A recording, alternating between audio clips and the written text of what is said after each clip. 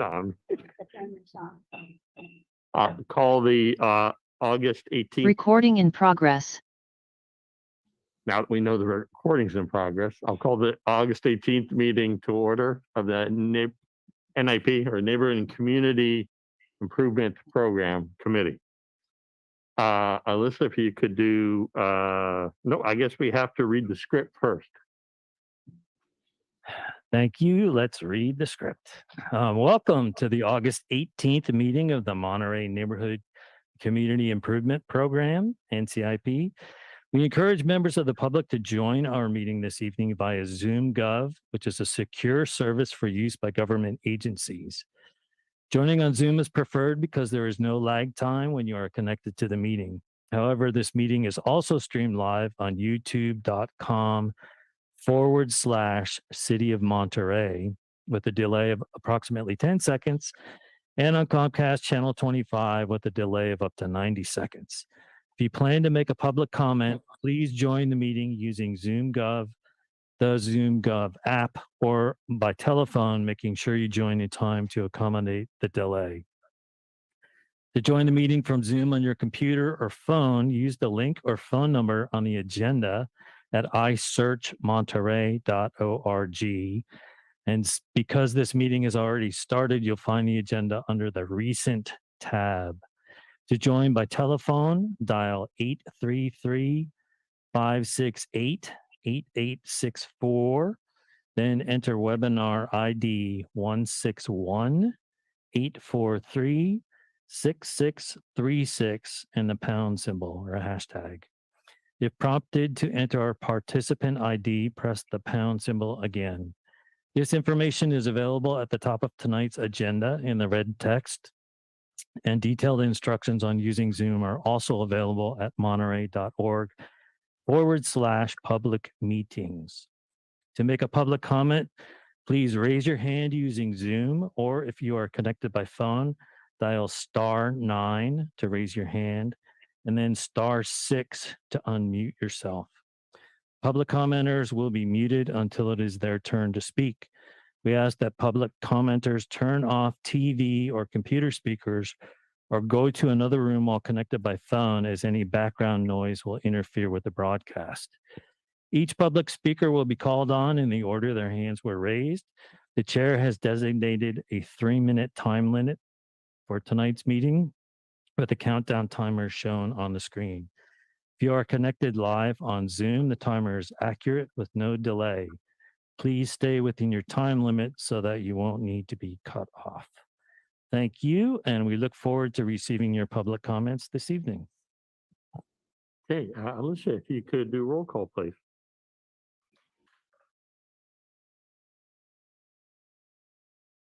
Can't hear you. Sorry about that. Aguajito Oaks. Alta Mesa. Here. Casanova Oak Knoll. Here. Deer Flats. Here. Del Monte Beach. Here. Del Monte Grove Laguna Grande. Here. Downtown. Here. I see ya. Oh, Yeah, here. Sorry. thinking, no worries. Fisherman Flats. Here. Glenwood. Here. Monterey Vista. Here. New Monterey.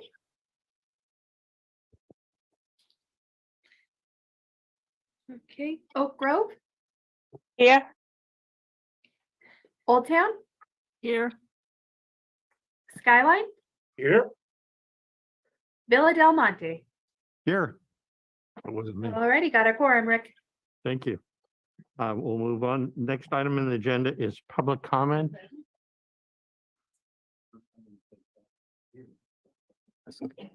Just for clarification, Skyline is present in the chamber. Did someone answer as present online for Skyline? Yes, that was John Mayer, the alternate. Okay, John. Dennis is here in person, so we will let you attend, but as a participant, not sitting on the panel representing the neighborhood just now. Okay. Because I was waiting for Car Week to say, my here is Thank you. vroom vroom. Okay, the first item on the agenda is public comments. This is time set aside for any member of the public to speak on any item that is not on tonight's agenda, but is within the purview of the NCIP. Is there anyone from the public who wishes to make a public comment? I don't see any general public in the audience, only an alternate, and I'm not seeing, let me check the attendees online. I'm not seeing any hands raised, so in which case we'll close public comments. We'll move on to the first agenda item, which is approval of the minutes of the June 16th meeting. Does anyone have any questions, comments, changes, or other things related to those minutes? If so, please raise your hand or speak up if you're in the council chambers. Okay, I'm not seeing any hands raised or anyone rush into the microphone. I would entertain a motion for approval. So motioned. Motion by Second. Stein. Second, Jean Rush. Okay, been moved and seconded. Alyssa, roll call, please. Excuse me. Alta Mesa, Aye. Casanova Oak Knoll, Aye. Deer Flats, Abstain. Del Monte Beach, Aye. Del Monte Grove Laguna Grande, Aye. Downtown, Aye. Fisherman Flats, Aye. Glenwood, Aye. Monterey Vista, Aye. New Monterey. Oh, excuse me. Oak Grove. Loose Oak Grove.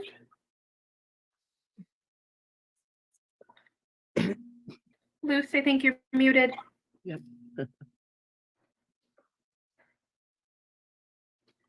Oh, we'll come back to you. Old Town, Aye. Skyline, Aye. Villa Del Monte, Aye. and back to Oak Grove. Loose for the minutes. Hi, I couldn't unmute. We got you. Thank you. Yeah, you can hear me, right? Yes, we can. Okay. Motion carries. Minutes are approved. Informational reports and staff comments. Tom? Thank you for the last time. Well, it's been 2 months since you've heard me mention the anti-harassment training. We're just about complete. Hopefully you won't ever hear me say this again this year. But there are still 2 committee members who did not complete the training. And there's also a policy. You have to read the policy and certify that you've read the policy as well.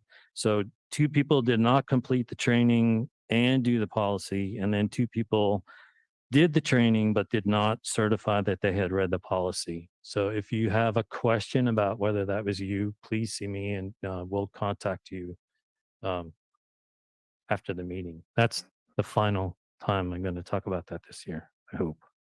And then finally, or number 2, under informational reports, earlier this year, one of the projects we had was for a regional fire protection plan. We had, with the application was withdrawn for that because there was funding from a different source.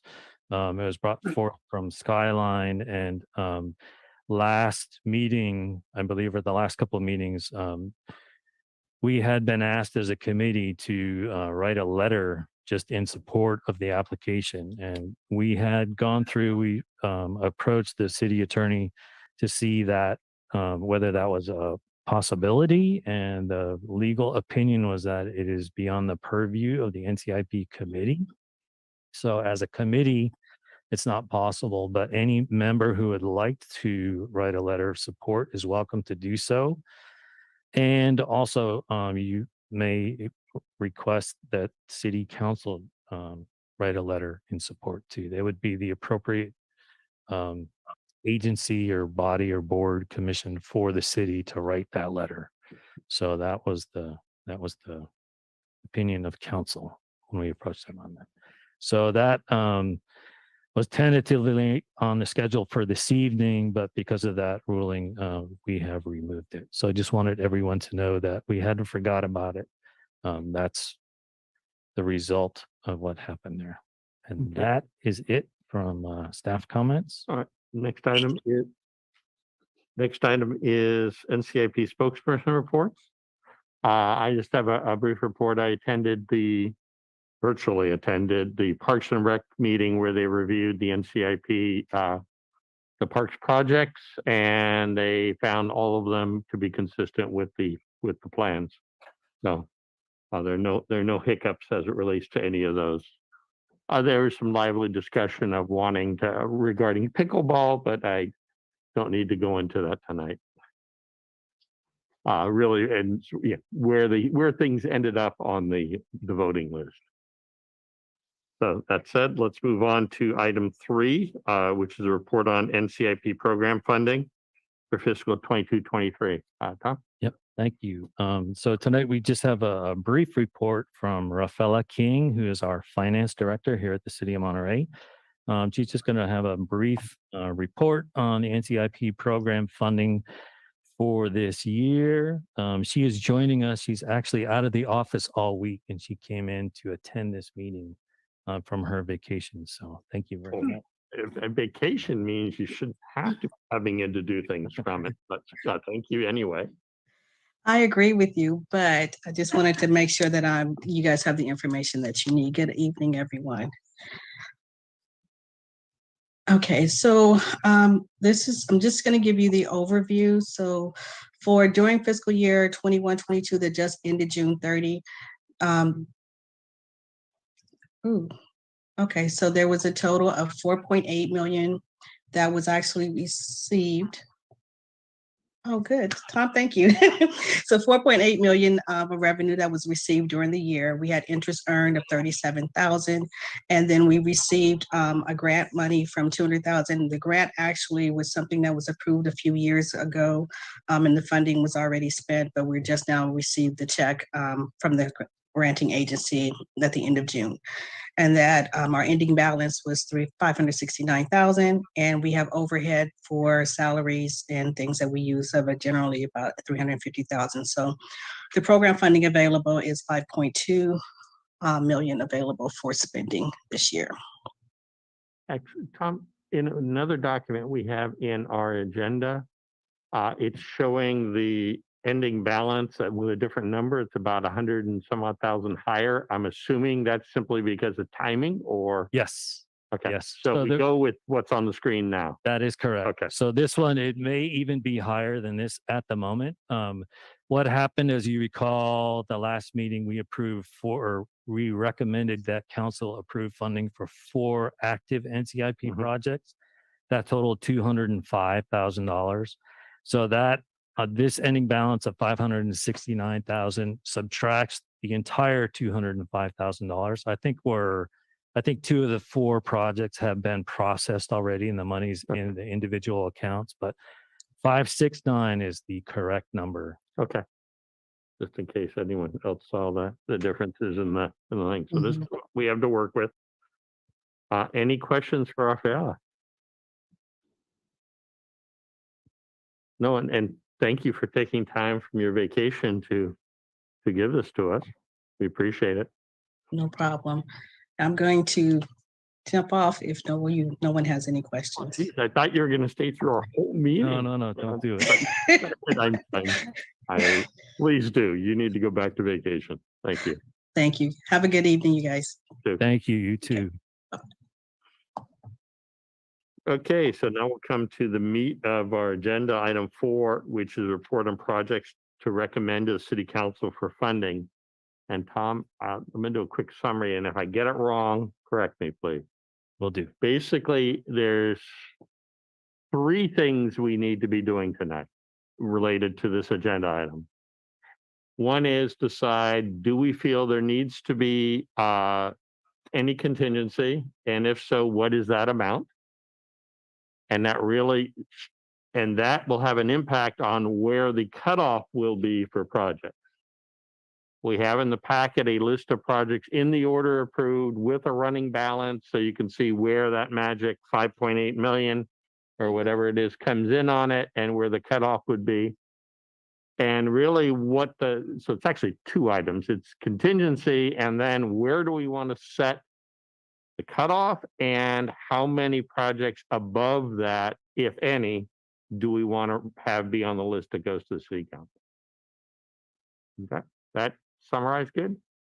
Yes, I didn't follow the last bit, but Well, the last Yeah. bit is generally we've always had cutoff projects. yes, So it's where are we going to actually set the line? And the line could be beyond 5.8 million, but it's only going to fund to that 5.8. So my correct. feeling is what's the magic project where we hit full funding, and then how many extra projects in a row does the committee want to include on there as cutoff projects?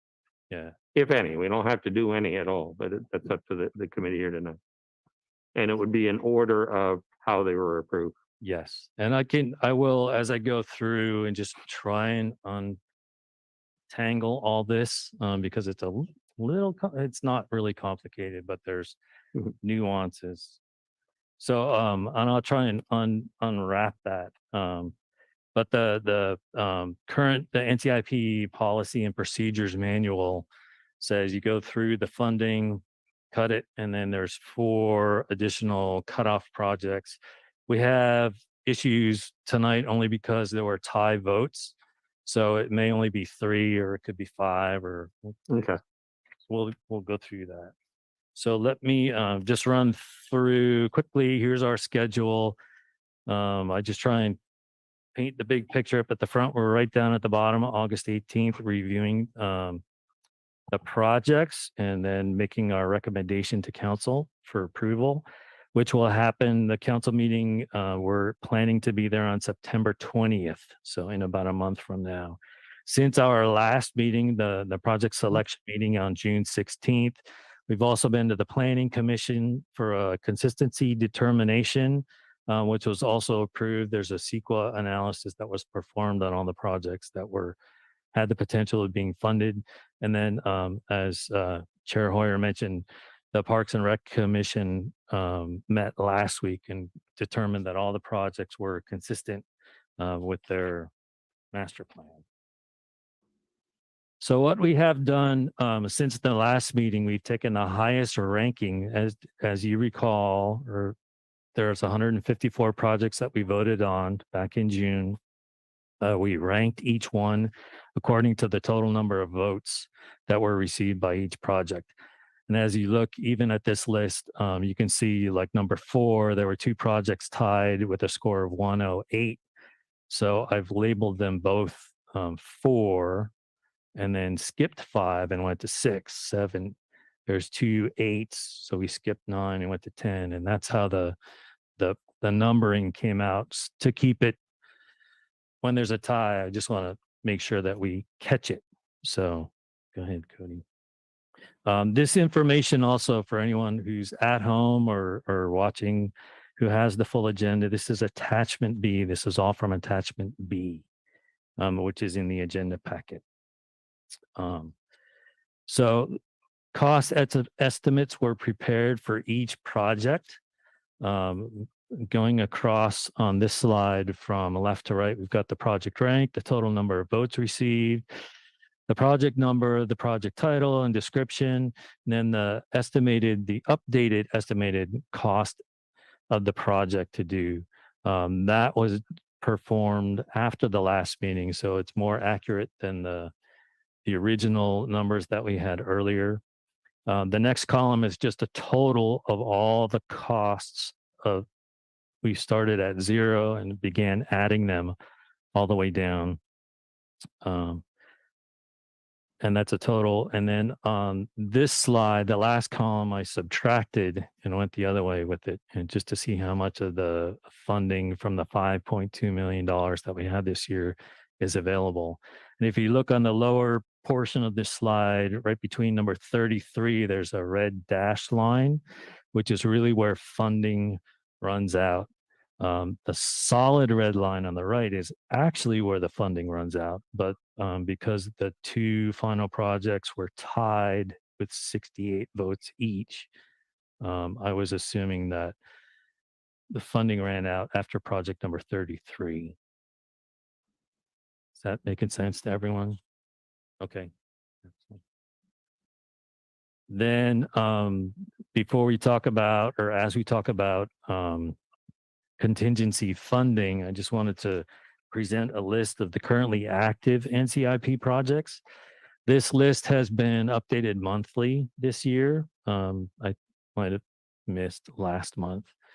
But if you go on the city's website to the NCIP page, there's a list of the active and the defunded projects that are available. So these are the currently active projects with an estimate or kind of the status of each one in design. There's only, well, there's a couple that have construction funding with them. But most of them are actually design projects, and there are not a lot of construction related projects that are outstanding, waiting to be completed. The one that we added additional funding to last month is the Pearl and Figueroa street intersection under DT. And so we have additional funding for that. That will be going out to bid shortly, and we hope to get started with construction on that project by the end of this year. And then the other one at the bottom, third from the bottom, the David Avenue, Spencer Street curb extensions. That project was completed last week. So construction is done. There'll be punch list items and things like that. So within a few weeks, there's no more construction that has to happen on that one. So that one's complete as well. We can move on to the next slide. Just for like background of the outstanding projects, there's not a huge one that has to be done. This is a slide of the projects with the running total of project costs and the rank. And it's just my maybe not great attempt, but just an attempt to show which projects become funded with different contingency amounts. So we start at the top with 25% contingency, which is about $1.3 million. If we withhold that for the projects, we'll be able to work through project number 25, which is the Larkin Park Swings installation project. And then the next three at least will be on the cutoff list. And because project number 26, the cost of that project is rather large. It's the same number of projects will be approved, whether it's 20% contingency or 15% contingency. So regardless of which value the committee chooses this evening, or we end up on this evening, we'll end up with those projects above the Larkin Park Swings 21 through 25 will be recommended to council, and there will be at least 3 cutoff projects also on that list. Is how we did it. If we go down to 10%, the red line there, the projects would be approved through number 29. And there again, it's a tie for the 4th project. So there are at least 3 that could be approved as cutoff projects.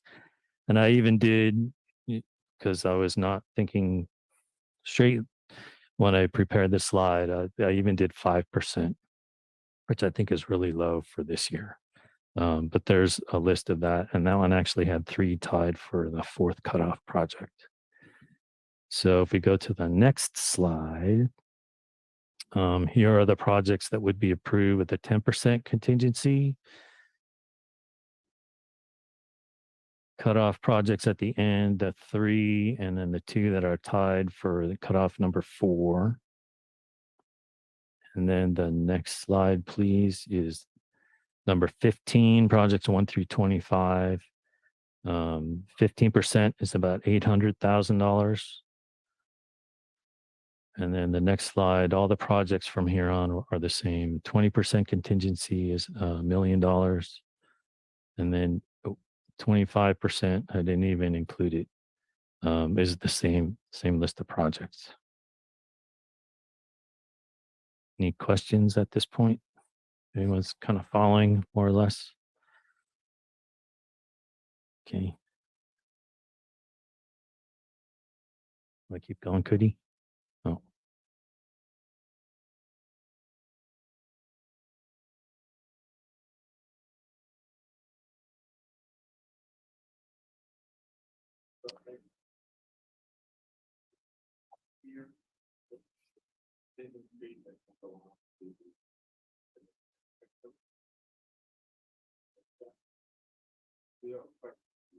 Yes. We can't hear. Helps if I turn my mic on. Thank you, Jane. Yeah. In your professional opinion, how much contingency is needed, not for what we are going to be approving tonight, but for those previously approved projects that were not defunded? 'Cause this contingency would cover that too, I imagine. Yes, it would. There's one project for the Veterans Park. There's a parking lot up there that we're going to resurface. It's not a huge dollar project. It's relatively small. So if we had a contingency of, $25,000 to $50,000 for the existing project, I'm Okay. pretty sure that's fine. Because then I guess, and then my next question before I go to Kurt, who's got his hand raised, is I'm taking the prerogative of asking first since I'm the chair. So sorry, everyone.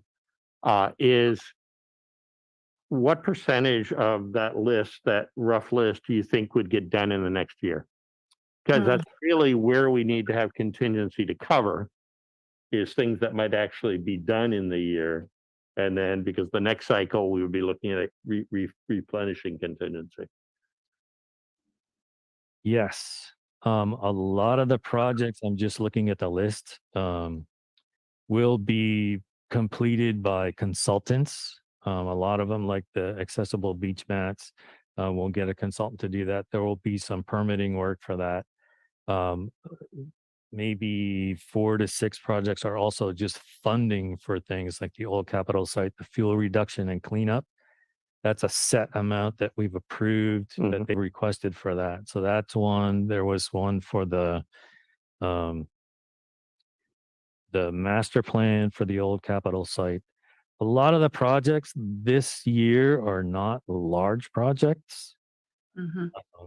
The sports center dehumidifier replacement, that is a large project, but that's another one where we would be hiring someone to replace the dehumidifier and install a new one. So it wouldn't be, it's something that we could get started and just manage and do it. So the ones that will be longer term, just going down the list, would be the Upper Windermere, the log drop repair. I expect there's going to be a lot of permitting and environmental issues that have to be addressed before we can begin construction on that one.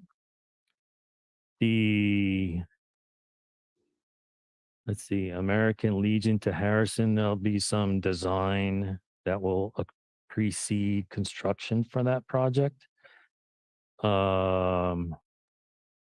The Beach Avenue, Tide Avenue. The question is actually being finished this year, where we would need the contingency this year. Yes. It's probably maybe half of these, if we're lucky. Yes. Okay. Yeah. And there, as you said, there are a bunch that are straightforward. They really don't need any contingency assigned. Okay. I'll go to Kurt, then Richard, then Marilyn. Okay, so Tom, on your previous slide you had up, you said of the 25 projects, but I think in reality there's 30 because of the way you counted. you counted like 8 and 8, and then you went 16, 16, and then 19, 19, 19. So in reality, there's not 25 projects. There are actually 30 projects that we could fund. Yeah, there's 25, and then this is showing 5 cutoff projects. No, well, I'm not explaining myself. So when Yeah. you counted, you went 6, 7, and then you went 8, 8, Yes, and then And there's then- 9.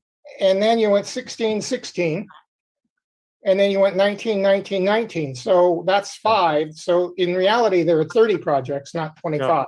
No, but he didn't have the other 5 that were in those numbers. So actually, if you do a quick run through and count by hand, it's 25. If you look Okay. at 19, There is no number 9. So that Because- second 8 is number I 9. got it. Okay, sorry. All right, yeah, you're right. Thanks. That it? No, I'm trying to get my hand up.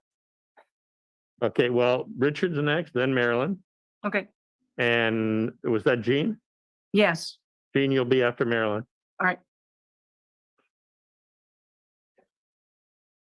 Richard, go ahead. Okay, the first question I got is some of the projects doubled or more in price, and we haven't talked about that at all.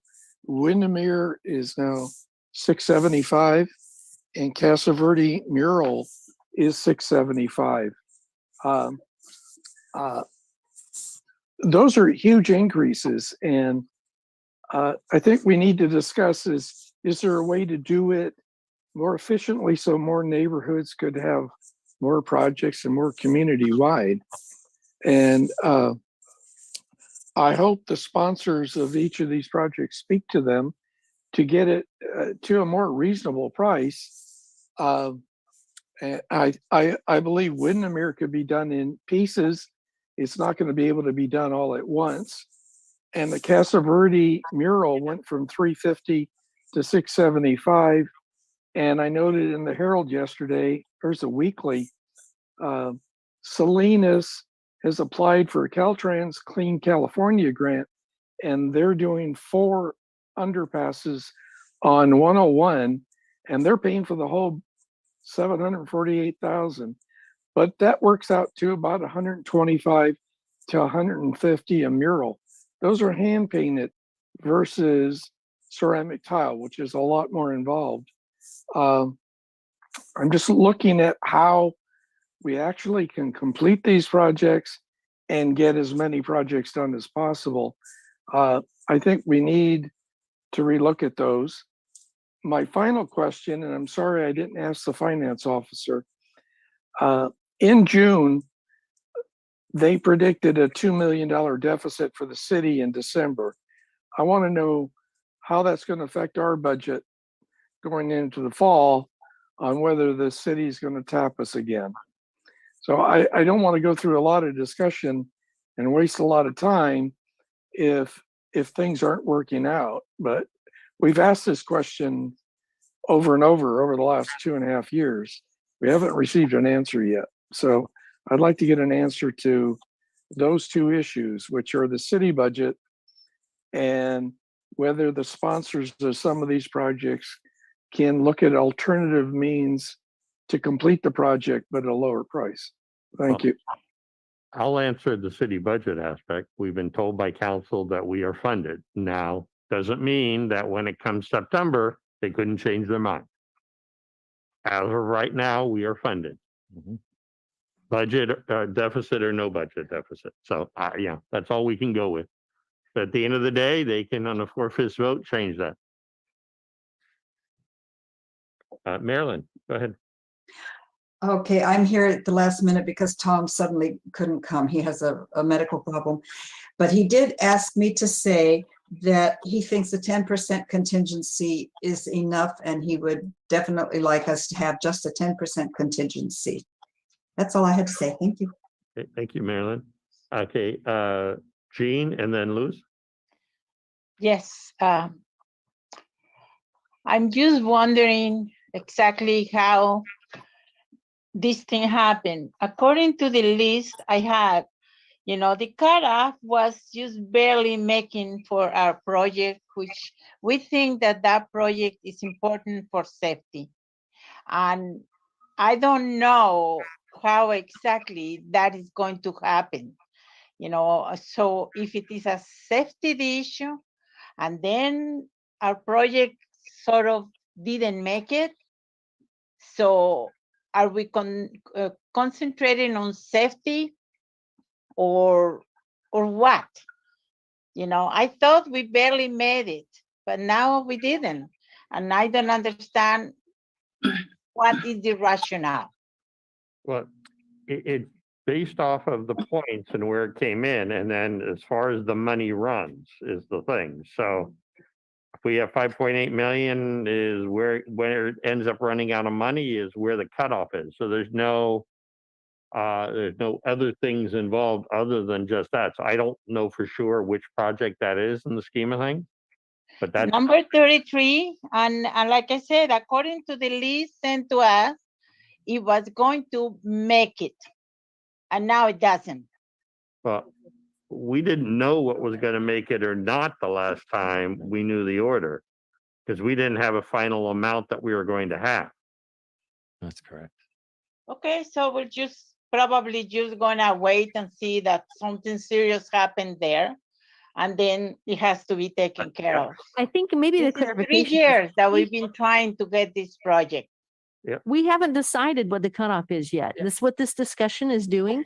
If we have no contingency, then more projects get funded. If we have lots of contingency, then less projects get funded. That's why how much contingency we have is so important. Well, okay, so that's the way it goes. Gene, Thank you. So in the agenda, Tom, see if I got this right. Staff put in, even with the new numbers, they included in that number a 10% or more contingency. So if we're talking another 20%, that's 30% or more embedded into the project. Yes. So I hope everybody took note of that 10% or more is already built in. basically the numbers on the list already have a 10% contingency Correct. in each one. Correct. So if we did not allocate any extra contingency, save the 50,000 for the previous projects, everything would have a 10% already. Yes. Okay. At least.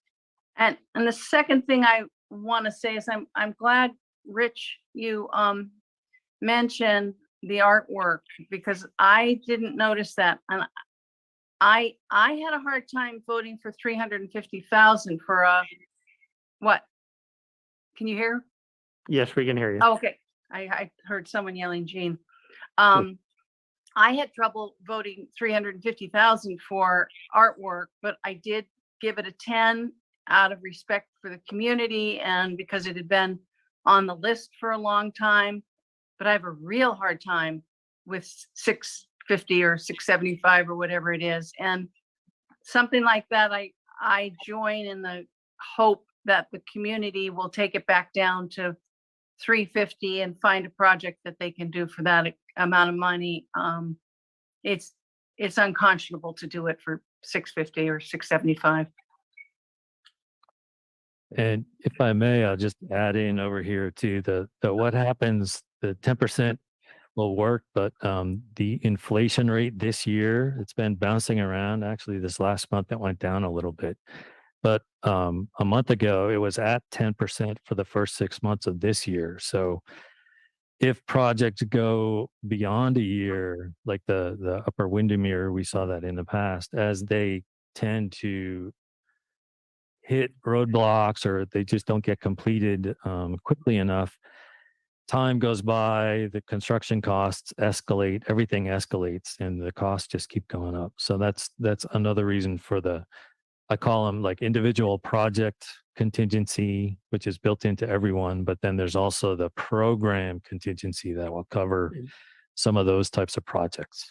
The other thing is it's a 10% with each project. If a project doesn't need it, that goes back to ending balance. It doesn't go into contingency that can be allocated to anything else.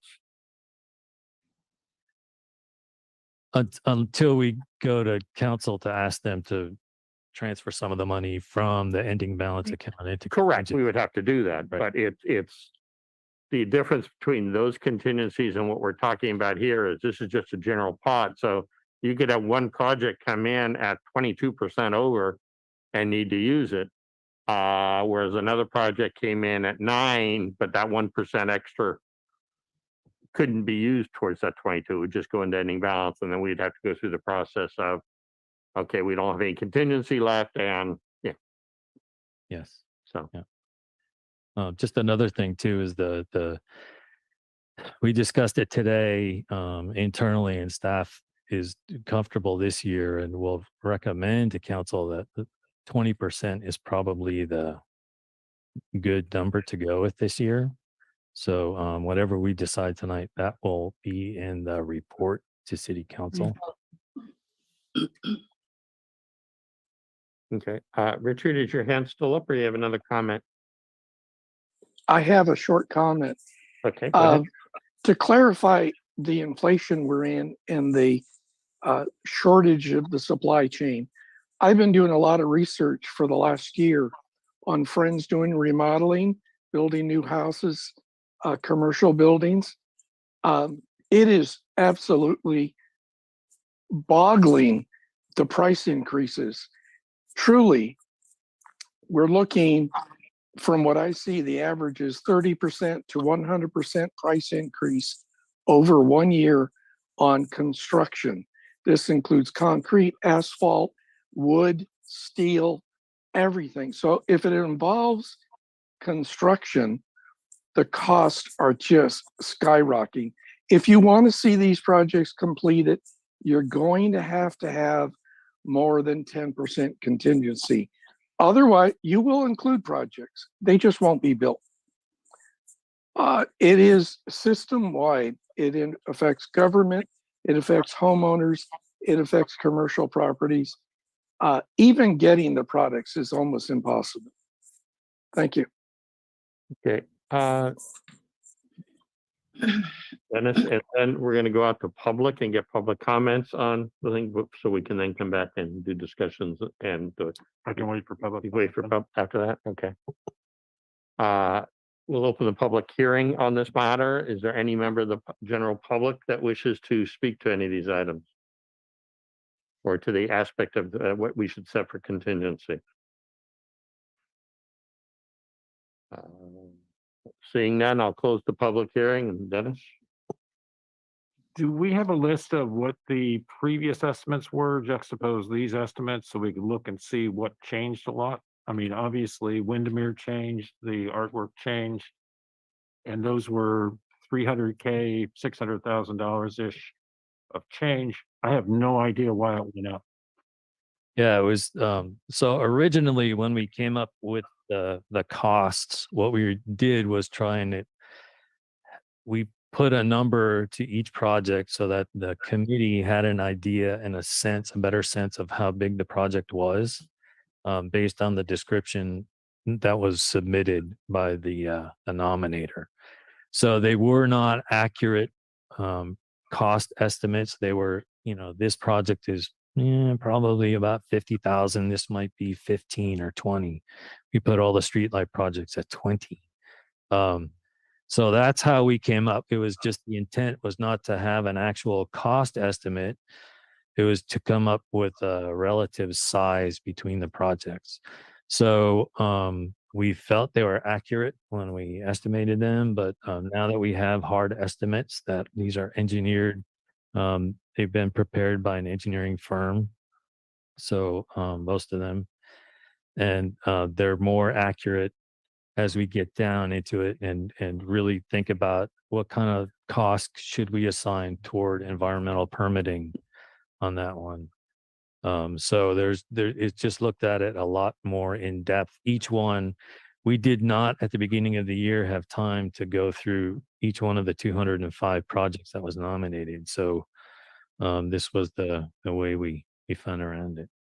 With the massive quantity of projects you had to look at, totally understandable. I was just kind of trying to measure, is this one high or was the other one just low? And How do you feel? Do you think this one's too high? Obviously, the other one was too low. Yeah, and I think the ones that we have now are accurate today. And Because basically, those two projects, you get a $600,000 swing, which causes like loses project to fall off the table, if you will. yes, Kurt, you want to go ahead? Yeah, just to remind everybody on the Pearl Street pump outs, it started out at 115,000 and we had to go back. Tom went back and asked for another 118,000. So that just shows you the amount of inflation that's gone on in what, a year and a half, 2 years? So I'm more comfortable with the 20% than I would be with just 10% on the inflation or for the contingency. Okay, thank you, Kurt. I'm got a comment to, Jamie, go ahead first. I was going to say, I've been listening to everybody. I want to kind of point out, I've been looking at this with historic eyes and was thinking around 10%, but I think the discussions that we're having today about inflation are of value. Because when I look at this, I see a lot of estimates are already much higher than they were when we saw them in first time around. And I see that a lot of these are not construction projects. So I kind of question the contingency. At the same time, I'll point out, we also just happen to have more money than we thought of. So if you go back to how much money we thought we'd have, we probably got the projects we were expecting to get. If you look at the vote tally, consensus wise, the ones that are fitting into the pot with a 20%ish to 15 to 20% reserve are the ones that all really got more consistent votes. The last one on the, I think the 15% comes out to be a 57% consensus between us, which is not even a D, right? That's as far as grades go in school. So, if you put the contingency lower and you put more onto the list, you start to push down into projects where we as a committee did not all feel as excited about them. So just keep that in mind. Also, though, to one point, to Jean's point, man, when a project doubles, the amount that I'm spending on it is a part of what I'm thinking about. I'm looking at value for money. And so we may need to come up with a procedure or a policy in the future that if project is doubling in cost, it's no longer the same project. I don't know, but that's a tough one. Okay, I'm going to chime in here. I like the idea of 20%, but the question is how you calculate the 20%. Because everything already has 10% in it. So if you add another 10%, everything has a 20% contingency. The other thing is I look at, we're figuring that percentage of the total list. I count at least $700,000 or well over 10% of that list is stuff that really doesn't need a contingency. 550,000 are the two greenbelt clearing. There's no contingency. They do that until it's done. There's 100,000 on a restroom study. There's two sets of swings where we're buying swings for 25,000 and installing. I mean, yeah, maybe they'll be up, but so we're looking at well over probably 15% that we shouldn't even necessarily be counting contingency on in the first place because it makes it. So I'm comfortable with doing a 10% on top of the 10% that's figured into all the things. And keep in mind, this is only relevant for what's going to get built this year. We're going to be restocking contingency going in the next cycle and the cycle after and all the rest. So we've never kept a snowballing amount of contingency where we keep adding to it and adding to it. It's to make sure things get built while you're out there working it in the year you're in, not to cover us 10 years from now and maybe something gets built. So that's just my view, but I think Dennis, you're going to speak, and then Kurt, do you have your hand still up from before, and then it'll be Richard? I absolutely agree with the point you just made. A 10% on top of a 10% with basically a 5% left over from the things that are fixed price anyway, I think is adequate.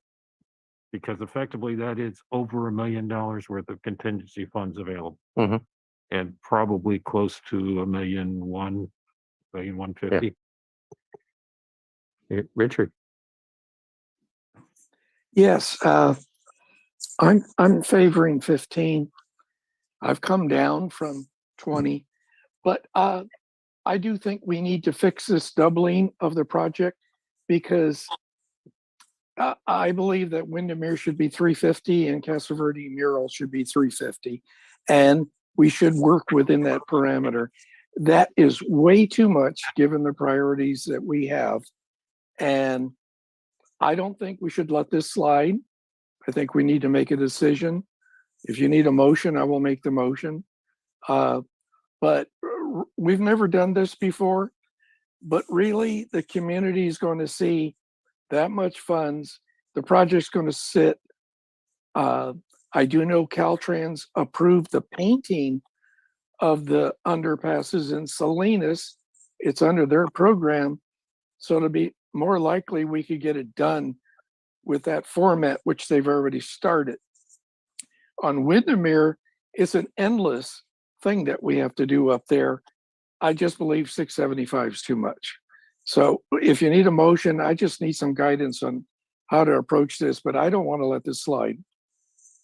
right now we're on the contingency, then we're gonna go into where the list is, and to me, that's what would impact. Okay, all right. And On I the guess- contingency, I favor 15 because of the research I've done, that is minimum. And really what we would be looking at probably in that scenario is saying this is phase one for each of those, but I don't know. I will have to have a open discussion on it. Right now, we're on the contingency, so I will entertain a motion that there's no more discussions. I move we accept the 10% additional contingency. I With a- second.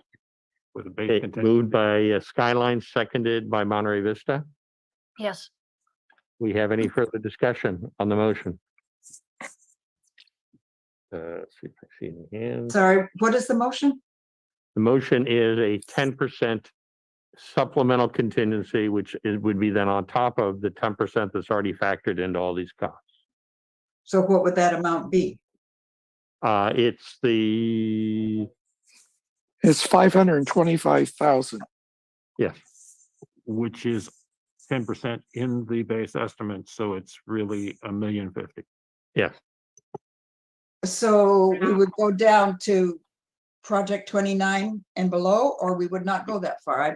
I'm confused. Okay, we would go to, in that scenario, if it were to pass, through project 29 would automatically be approved. And then there would be 5 cutoff projects. That's what's on the screen right now. I see, understand. Thank you. Okay. Page 2 of 5 of item 4 in your handout. Mhm. So the actual total contingency, if you factor in the 10% for each, is $1,050,000. And that 10% is of the entire amount, including those which reality are, the well over 15% of them that are not going to be needing a contingency because they're a study or they are a fixed amount. Any other discussion? I have a question for Tom. Okay, and then Jamie will be next. Tom, let's say we vote in the 10%. Do you start, let's say there's 33 projects. I forget what the number is. Do you start all 33 of them kind of simultaneously or as logic rules, or do you save number 33 to last? That would probably be the best way to do it, but I don't think we're going to end up doing it that way. We'll try and tackle as many of them right off the bat as we can. As I mentioned earlier, a lot of the work this year will be done by consultants and other contractors that we can get started working on the projects. So we would try and tackle as many of them as we could right off the bat. That's the right answer. Yeah. I guess I you get where that's the right answer. That's what I want to hear. And that's frustrated us for years on the committee. But where I'm going with it is, if we don't have enough contingency, really, what do we do? And I'll be honest, that hearing the 10% makes me nervous. And I mentioned it, I don't know if anyone caught it before, but staff's recommendation to council on September 20th will be for 20%, just this year anyway. I heard just, Mhm. what do you call that? Just a story today where it takes 6 months to get a street light replaced, but the post. So it's just, Okay, Jamie? The motion on the floor is for a 10% reserve. I will argue that a 15% reserve is about 800,000. That's about how much we carried in the past when there wasn't a lot of inflation on the table. So there are a lot of projects in here that maybe don't need a reserve because of the type of project they are. But again, maybe that 800,000 that we've had in the past is still a reasonable target, which happens to work out to 15. The interesting thing is that actually would get to be actually higher than 800,000 if we take some of these projects down in size. But I'm kind of personally think I'm going to vote towards a 15. So I don't know that I'll support this motion. Luz and then Dennis. Luz, go ahead. Need to unmute. Yes. Yes, according to this new list and the 10% contingency, and you mentioned that there are going to be 4 other projects that may make it or not. I know I'm just talking.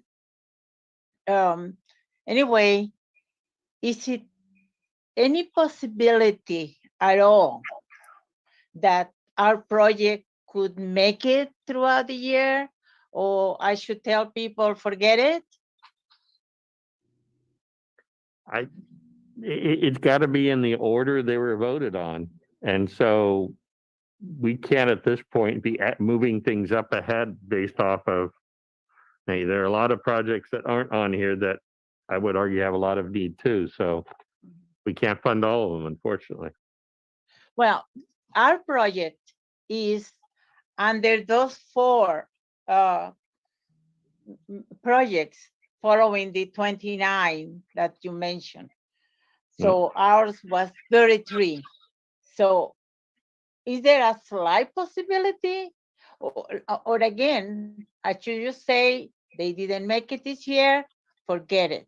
Is that what I need to tell them? I think that's what you're going to need to tell them, unfortunately.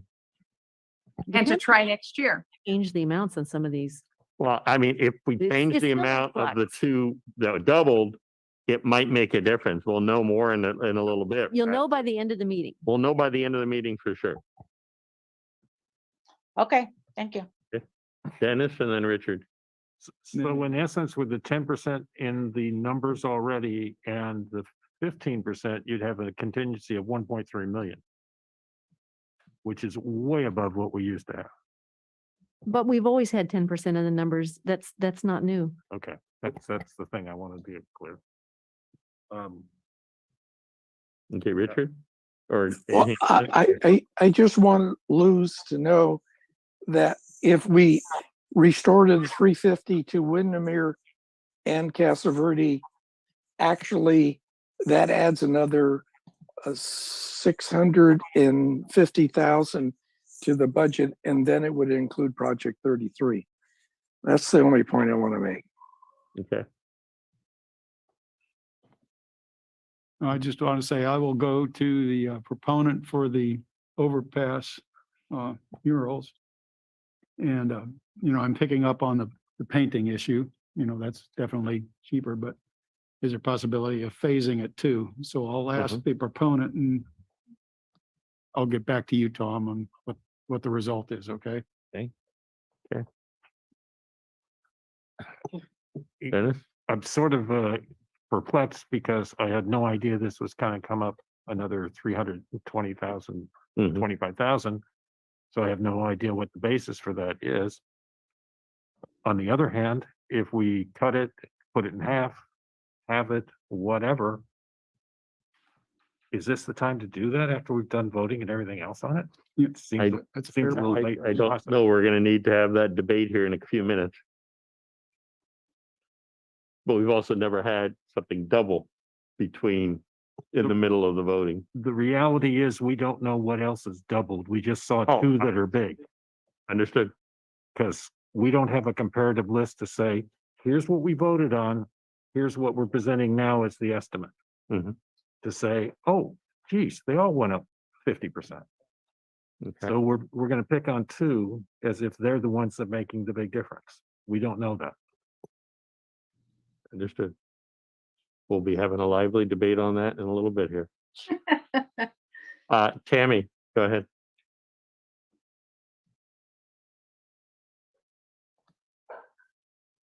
Alyssa, you want to unmute Tammy so she can speak?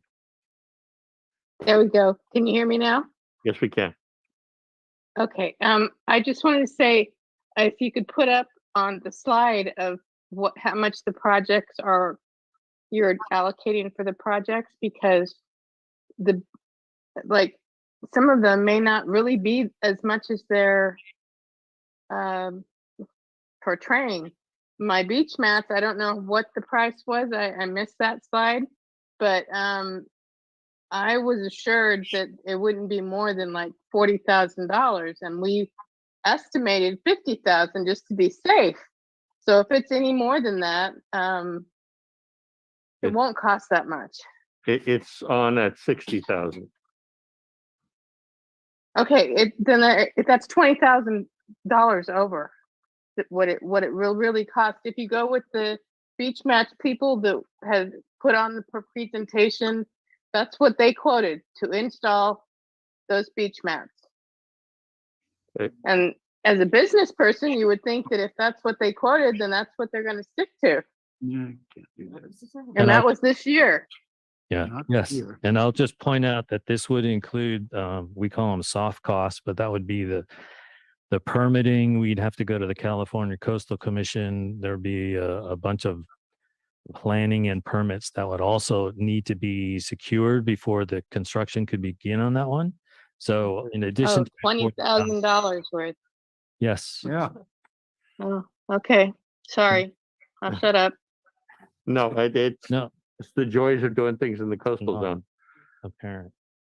Although I don't know if there's really construction involved in that project, but we're basically buying the mats and we roll them out. I imagine we would need to have permits from the coastal commission. We have a motion on the table in a second, so we'll go ahead and I'm not seeing any more discussion. We'll see if this passes. If not, we'll entertain another motion for a different amount. Alyssa, you want to roll call, please? This is for 10% contingency on top of the 10% that's in there, figured on the entire list. Okay, Okay. Alta Mesa, Aye. Casanova Oak Knoll, No. Deer Flat, Yes. Del Monte Beach, No. Del Monte Grove Laguna Grande, No. Downtown, No. Fisherman Flats, Yes. Glenwood, Yes. Monterey Vista, Yes. Oak Grove, No. Old Town, No. Skyline, Yes, Villa Del Monte. Yes. That's Where- 7, Rick. Sorry, I'm here with New Monterey. I'm not Oh, sure. I'm sorry. No. I'm sorry, Chinieri. New Monterey. Oh, yes. Okie doke. So that's 8, Rick. So did it pass or not? Alyssa? Oh, Is that- sorry about that. I muted myself and just unmuted quickly. Yes, we have 15 neighborhoods and 8 yeses. So Okay, so it's passed. All right, Say those numbers again. I'm sorry. We have 15 NCIP neighborhoods and we had 8 yeses on the motion. The motion carries. We're at a 10% contingency. Okay, now we need to determine the cutoff, which with that 10% would be, if we're not adjusting any of the numbers, would be the tied project 29s with 5 cutoff projects based off of our policy and procedure manual. I guess the question is, we've never had a scenario where between voting night and going to the council, a project has doubled. We do know there's 2. There may be others that have gone up substantially too, and we don't know that amount. So we're in a big gray area. So I'll open for discussion, and Jean got her hand up quick, and then we'll go Jamie, and then Dave and Richard.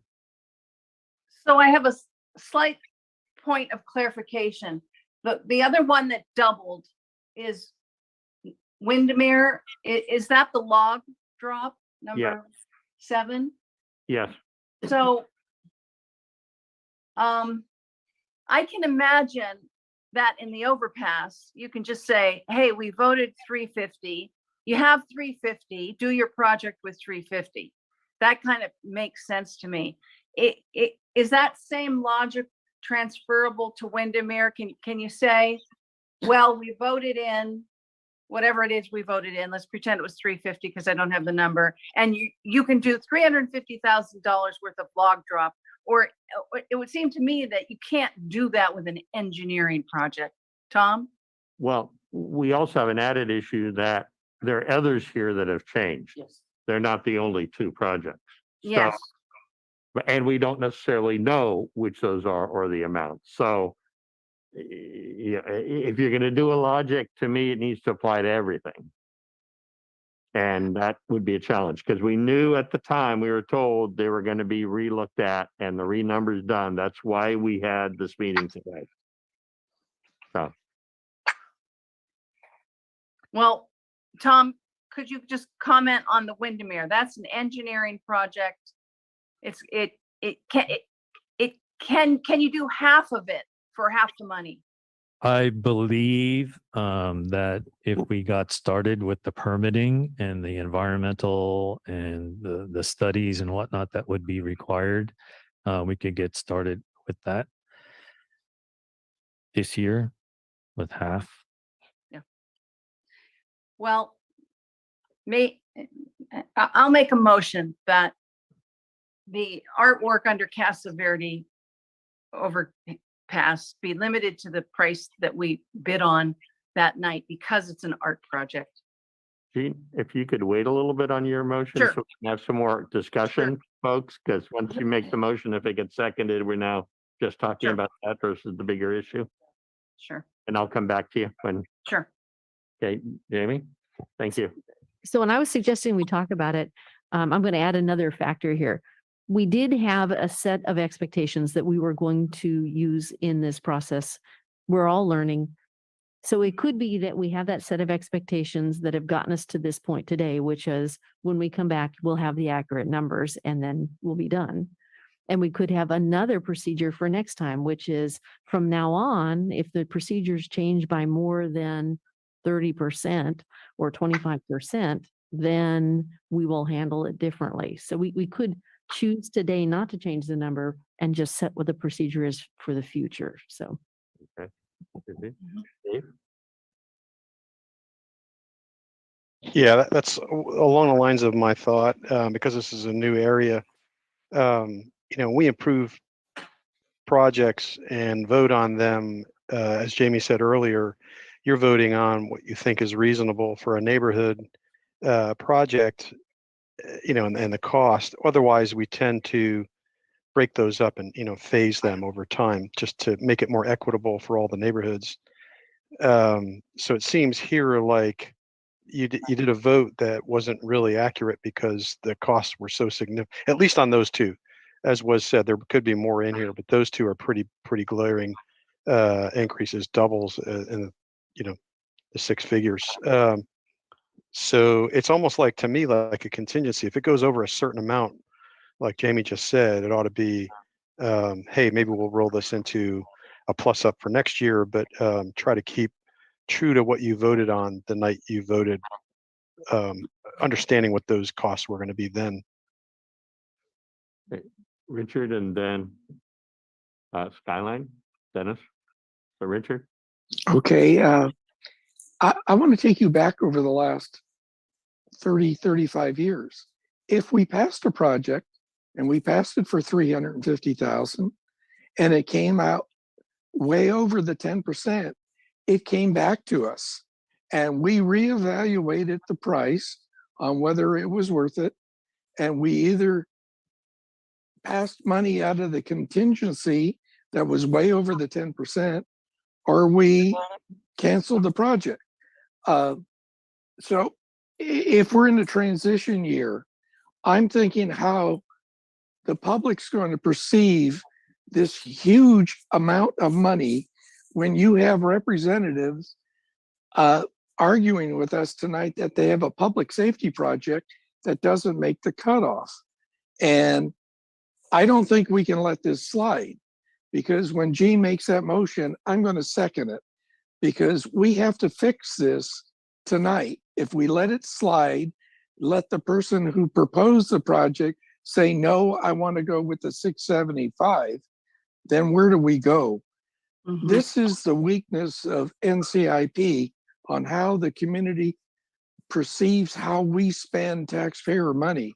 And the same thing applies to Windermere. At some point, we have to draw the line. In years past, it came back to us for a vote. Now we're saying we voted for it and we got surprised when it doubled. Doesn't make it right. So I believe we have to do something about it tonight. We can't let this go to the city council as is. We have to fix this inequity, and the sponsors have to find a way. We have to adapt. We have to look at alternatives and make the project work. It may not be feasible to do a ceramic tile mural there. So if it goes paint or some other medium, like the oak mural on the rec trail is on the synthetic panel, that mural and all the planning, the artists, the shipping and everything all came out less than $50,000. So, you know, when I see 675, I just can't comprehend this. So anyway, that's what I feel. I believe a motion is called for. And I think we have to, I don't know what the other projects and the overrun, but these are glaring. And these are substantial amounts of increase. And if we're going to do a process like this, where we get the figures after we vote, we're going to need a new process. Thank you. Hey, Dennis. So whereupon we were put to look at 205 projects because of the COVID problems that we had this unique budgeting situation on the estimates that we got. This is a one-time tsunami. So whatever we're doing here, we want to change our policies and procedures forever and ever, amen. It's inappropriate. We have no evidence one way or another how much of the rest of the list was affected.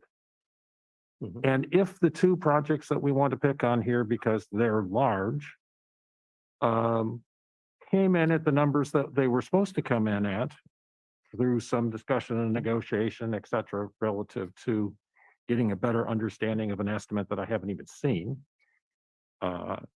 we would end up completing the 5 projects at the bottom of the list. So there's a cutoff projects because they aggregate to 675,000. So given the information that we have in front of us, given that we don't have time to go interrogate the vote number versus the presented number, and given that we don't have time to dig into those details relative to those variances, I would hope that we get those numbers down. I would hope that we fund the other 5 projects and the cutoff projects. And I'd say we have to go with what we got.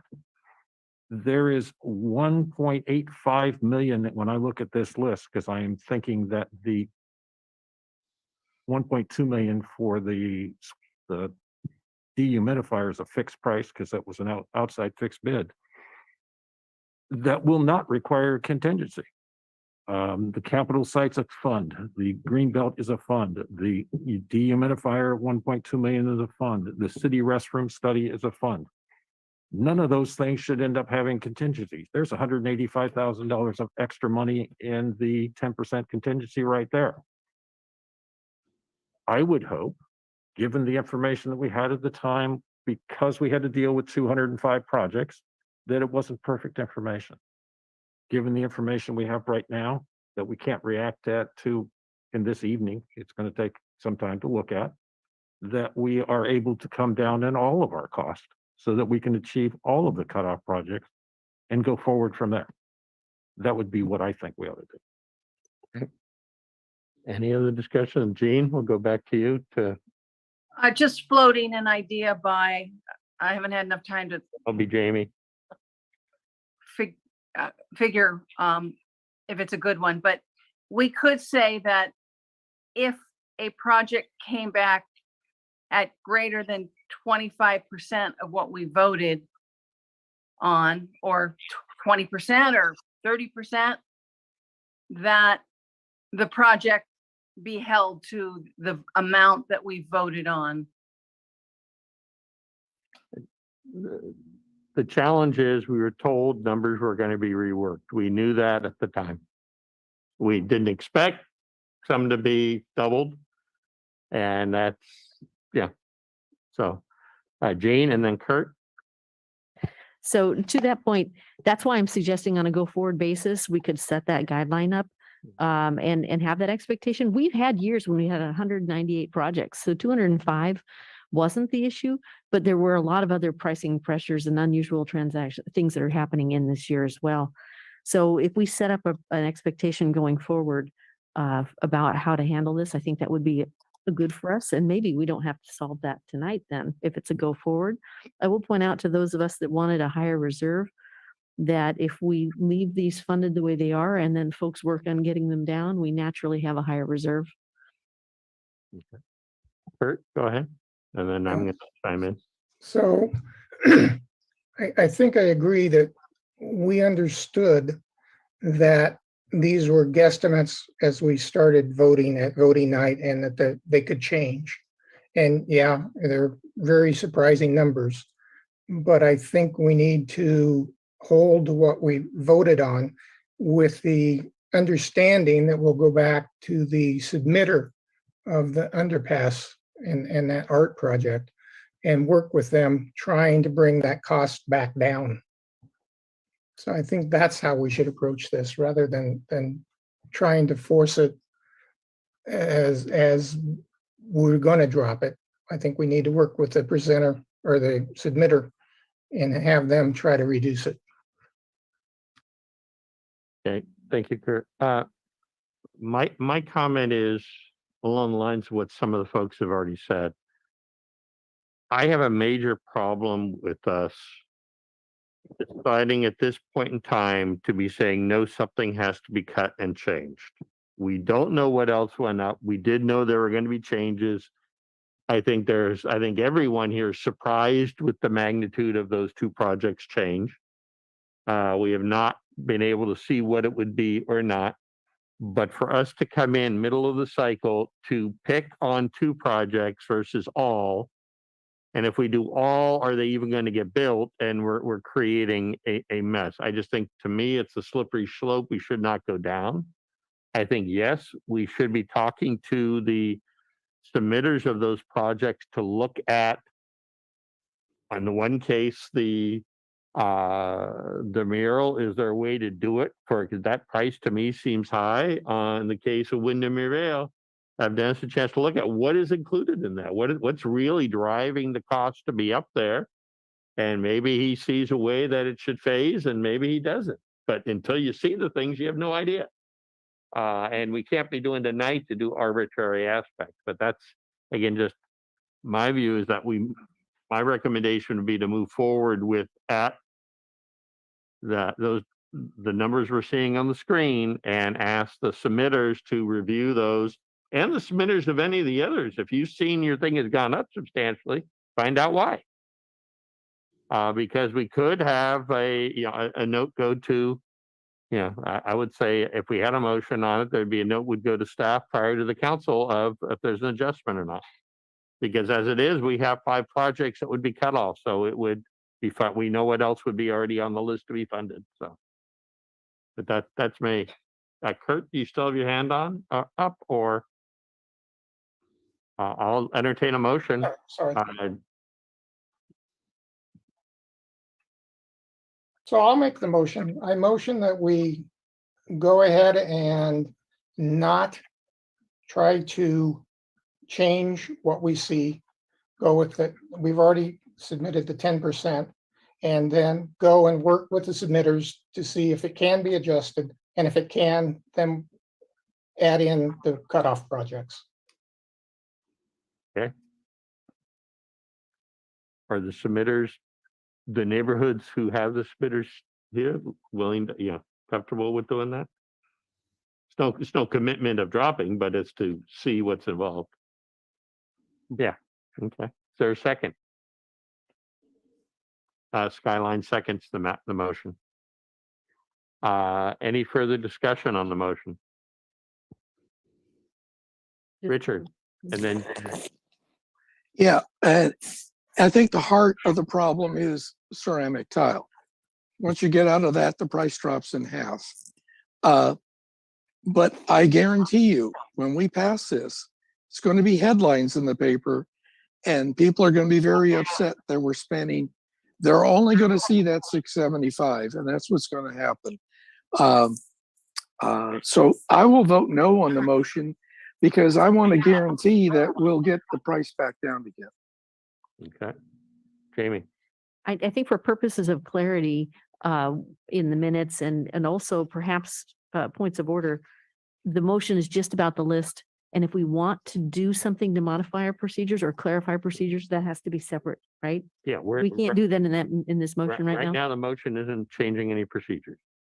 I know. It's asking those 2 project applicants to see if they are willing to make changes to their project. Well, I guess what I was asking is, I don't think it can change procedures because that wasn't an agenda item. Is that correct? Okay, so Yes. this is the best we can do tonight. Yeah. But clearly the discussion guides the direction. Okay. Okay. Jean. Well, I just want to go on record with Richard that I will not be voting in support of the motion because I cannot go to the community spending 675,000 on artwork that doubled. I can't do it. Understood. Okay. Any other discussion? We'll call the question. Alyssa, you roll call, please.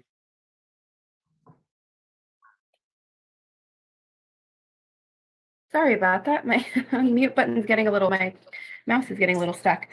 Okay. Alta Mesa, Aye. Casanova Oak Knoll, No, Deer Flats, No, Del Monte Beach, Aye. Del Monte Grove Laguna Grande, Aye.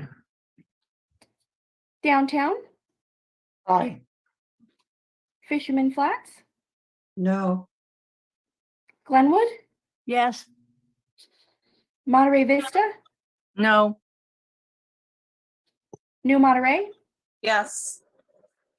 Oak Grove, No, Old Town, Yes. Skyline, Yes. and Villa Del Monte. Yes.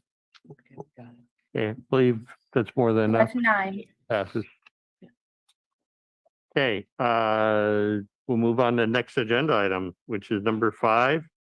And just with 5 and 6, correct me if I'm wrong, Tom, we're looking at probably doing a recommendation to a subcommittee to do it. So we're not going to be actually trying to change the maps and those items today, but get discussion started.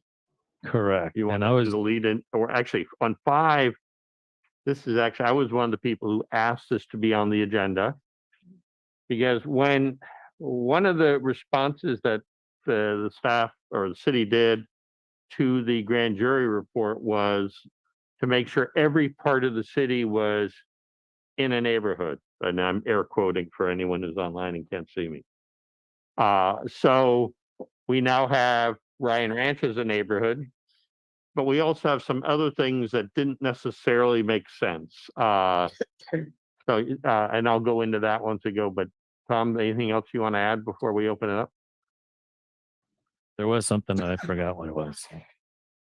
No, the one thing that you mentioned was about a subcommittee, and if we can all come to agreement this evening, in general, not that we would vote on it, but just if there's general agreement about where the boundaries should be, then we could avoid having the subcommittee meeting. The subcommittee, it's just a lot of work. It's as much work as having this. So we're looking to be efficient. Jean had her hand up online, and then Dennis, and then I'll go because since I had one of the aspects affects my neighborhood on this map. But yeah. Jean. I'm sorry. I already spoke. That's Okay. Jean. All right. Dennis. Who lives in Ryan Ranch to represent that neighborhood over Yeah, here? there is no one currently living in Ryan Ranch. I mean, I work there, so can I be on 2 seats? No. And it's all private property, and to me, that's one thing. And yeah, I mean, it's like there's no way of having any projects there either because it's all private property.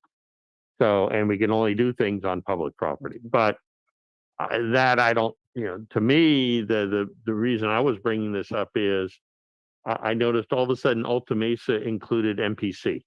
Yeah.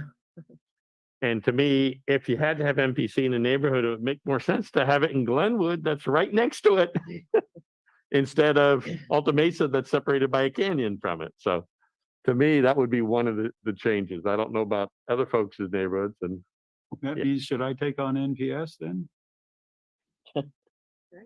it's up to, I mean, I said, I'm bringing it up just because it made no sense because I'm totally separated and isolated from it. And we have a neighborhood right next to it.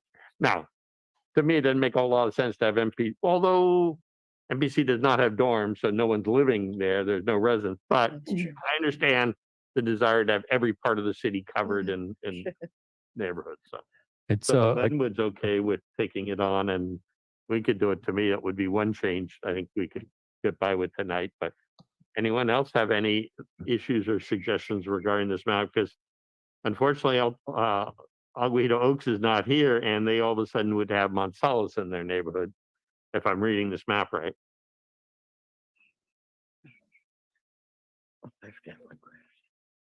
Mount Solace is in Deer Flats, not Aguayo Oaks. Okay, I just saw Aguayo Oaks going along the road there for a little bit there.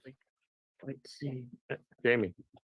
So 2 interesting concepts. One, I guess I'm going to be taking votes, my tented friends all along there. That's great. That'll get us more, that'll probably up our neighborhood count. Anymore, Oh, so it doesn't help the base. Dang it. It was going to get me about 10% more. But I think the one thing I'm worried less about this than about the maintenance of the citywide concept, because I believe that truly in this NCIP process, there is a concept where the project is something that benefits the city as a whole. And so if you take Oak Grove and push it all the way to the water, that's great. But I do believe that the beach in that area is really potentially window to the bay, which is a city. Item 6 on the agenda. But I mean, okay. How we define what community-wide projects are. Okay, so if the rules do not define that, then that's fine. No, it's, you have a case of New Monterey has always included Cannery Row as part of the thing, but it's sometimes a project in Cannery Row would be citywide and sometimes not. This is just, it didn't make sense for me on the map from a sheer geographic aspect to have MPC in one neighborhood when there's one next to it, that it would make sense to me. That's all. That's why I asked for it to be on. That and Ryan Ranch as a neighborhood in and of itself and how we handle that. Yeah. Tom? Thank you. Just to clarify, it's highly unlikely, I was going to say impossible, but nothing's impossible, that a project would ever occur on the NPC campus. It's actually also state property. So on this one, it's not, the current map is maybe not 100% clear, but the Presidio, the Naval Postgraduate School, La Mesa neighborhood, all those federally owned areas, the Monterey Airport District, are not included in a neighborhood either. So that's some, maybe another option for NPC. Well, to me, that makes the most sense to have them not be in an official neighborhood because they're not really part of they are and they aren't part of the city. They're not eligible for any project here technically. Plus, I think the city has contracts with those properties. They already goes up and does the maintenance and the other stuff up in there. I know they have it for DLI, and I'm not sure about Naval Post, but I think they have those contracts to do that stuff up there. To me, what makes the most sense is have those just be grayed out because they're other jurisdictions. Right. So, any other discussions, or should we? It is agendized, so I would make a motion that the staff goes and looks at a change to the maps to have governmental areas grayed out. That eliminates the need of having to move NPC. Second the motion. It doesn't address Bryan Ranch, but then I don't know how we address that because it is technically in the city.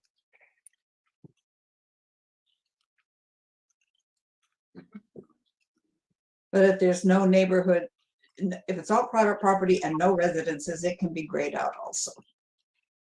Well, yeah, but the question is, if theoretically the council could appoint someone to represent Bryan Ranch. Oh, gee. Someone lived there. Well, unless we make it part of Aguado Oaks. One of the things, as I was looking at the map today, is I know on Garden Road, which is adjacent to Ryan Ranch, there will be housing at some point in the future over there. Like right now, that's also office area, but yeah.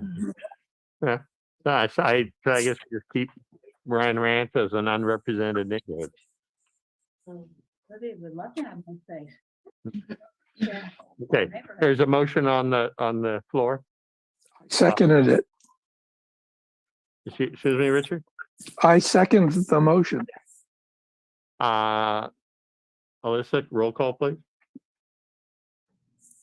Alrighty, Alta Mesa, Aye. Casanova Oak Knoll, Aye. Deer Flats, Yes. Del Monte Beach, Aye. Del Monte Grove Laguna Grande, Aye. Downtown, Aye. Fisherman Flats.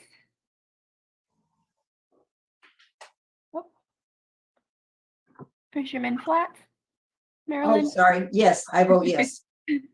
Thank you. Glenwood, Yes. Monterey Vista, Yes. New Monterey, Yes. Oak Grove, Yes. Old Town, Yes. Skyline, Yes. and Villa Del Monte. Yes. Alrighty. Okay. Motion carried. We'll move on to item 6, which is discussion of agenda for community-wide projects. This is one of the items that we asked to be put on. Earlier today, or yesterday, I think it was, I sent Tom a suggested first pass at that, at least from my view of there are things I think that are pretty obvious. So it's like, Sports Center, Jack's Park, Dennis the Menace Park, Lake Elistero, Del Monte Beach, San Carlos Beach Park. I mean, there's some ones that are straightforward that are pretty clear to me are community-wide projects. Then I would also say community-wide projects would be anything done on Fremont, North Fremont, Del Monte Boulevard, Lighthouse, Munner, your main, I forget the exact term, arterials or whatever those are as well. The question is, are there other things we want to do? But to me, those by definition would be community-wide. So any project proposed in those would be labeled community-wide. Now, we could get, you start getting into Casanova, Oak Knoll Center, Hilltop Center. To me, those are neighborhood centers. They're really neighborhood oriented. But I don't know if you don't have that to put up here, but what I get sent to you. Oh, An I email? can. No, I wrote them down. I'm sorry. I Okay. didn't, but they were. So there's a couple approaches we could do with this. We could form a subcommittee to make the formal list, which would then go to staff and council to be put into the policies and procedures manual. Or we do it at a meeting where we hash it all out. We could do it tonight. Jamie. Do we have to write it all down, or can't we just do it the way we've been doing it, which is the committee itself is looking at the projects and moving them back and forth as needed? Because sometimes we adopt projects because they mean something very personal to the neighborhood and or not. I think it's important to have it in writing. We had the whole go around the cycle because of the part of it was the grand jury report and other things of what is and what isn't. And some people, when they don't like a project, now decide to call it community-wide versus not. So to me, it would be clear. There's some things that are most definitely clear in all scenarios. But we could have other things. I said I'm open. I think we need to put something in because we've already had a go around on it once already. Rich. If you look at the map, then technically Colton Hall and the properties surrounding it are in our neighborhood. Yeah. But so that would be Okay, and I community-wide forgot- also. I knew I missed something on that Your trouble. list. Marilyn. This seems to me, oh, wait a minute.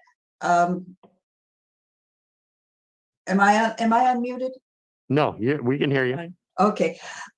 It seems to me that this is something that for the whole committee to talk about would take forever. Get a small committee of 2 or 3 people who can come back to the next meeting with very specific ideas, at which time you can challenge them or not as you wish. But that way, that'll save a lot of time, I would think. Good. And we do have a policies and procedures subcommittee. So. Yes. Dennis, do you have your hand up? Or you're just waving it in the air? Oh, okay. Jamie. I believe it's not a violation of the Brown Act for individuals within this organization to email into one central point. So that subcommittee could have one meeting where it just reads everything that was emailed and works it that's out. it. Yeah, I think it could be done very quickly and everyone could give their input to Tom to present at the subcommittee. I just think it's important since we had the issue once already, let's just put it to bed once and for all. And to me, I've seen times where, and it's not the right term, but games have been played on what's citywide and not because there's a view that community-wide projects weren't as good. So I don't want that. I want to call it that because I don't like, whereas there's certain things I think having staff have clarity of it, it's clear, it's straightforward, and yeah, it's defined. And I think it's easily defined. So if there's no other discussion, I'll make a motion that we refer to the Policies and Procedures Subcommittee. I'll second. The time you got out of one subcommittee, but you did get one. Yeah, thank you. I feel half good about it. And I would suggest that anyone who has ideas or whatever, email those to Tom so the subcommittee can have those and go from there. That subcommittee meeting will be a Brown Act meeting, so it'll be published. It'll be just like this. And that is a standing committee that we do have. So, all right. Yeah. Alyssa, roll call, please.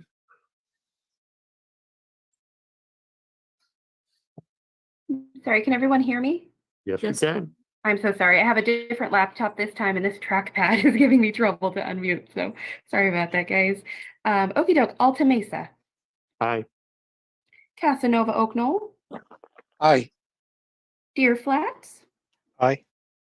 Del Monte Beach, Aye. Del Monte Grove Laguna Grande, Aye. Downtown, Aye. Fisherman Flats, Aye. Glenwood, Aye. Monterey Vista, Aye. New Monterey, Aye. Oak Grove, Aye.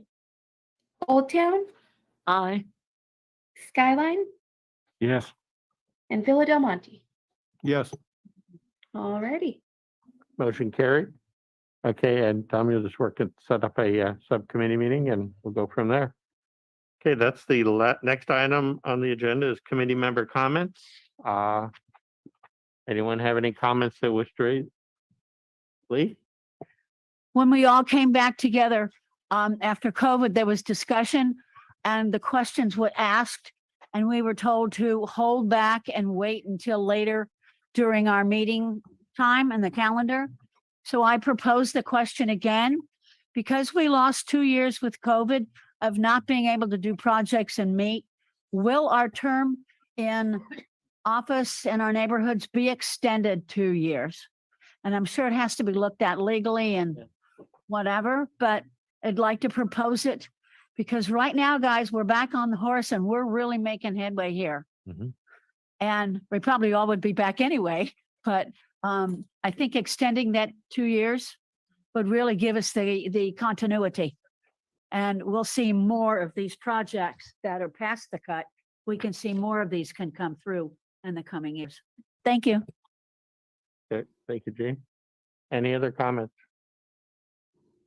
Richard?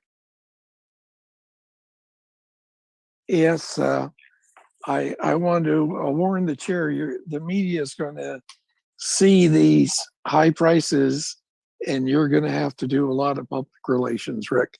I guarantee you in the next week, you're going to see letters to the editor and there will be headlines.